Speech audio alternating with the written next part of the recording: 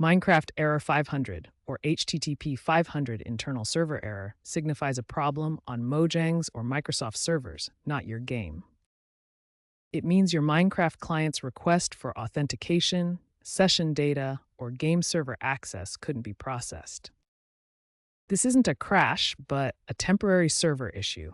You'll see messages like internal server error or failed to authenticate in Java, Bedrock, or mobile versions. These errors are less prevalent now than in 2023-2024, thanks to infrastructure improvements, but still crop up.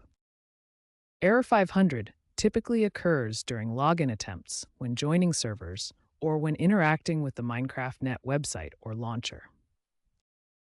The underlying cause is generally server overload, database issues, or code bugs, not issues on the user end. Since Error 500 is a server-side issue, there's little you can directly fix. Common workarounds include restarting the Minecraft launcher or game. Check your internet connection, though Mojang discourages VPNs for authentication. Clearing browser cache might help with web-based logins and ensure your account credentials are correct. The most important thing is patience. These errors usually resolve within 10 to 60 minutes as Mojang's team addresses them. Monitor Mojang's status page for updates. Remember, the trend shows these errors are becoming less frequent due to Microsoft's investments in cloud infrastructure and AI-driven maintenance.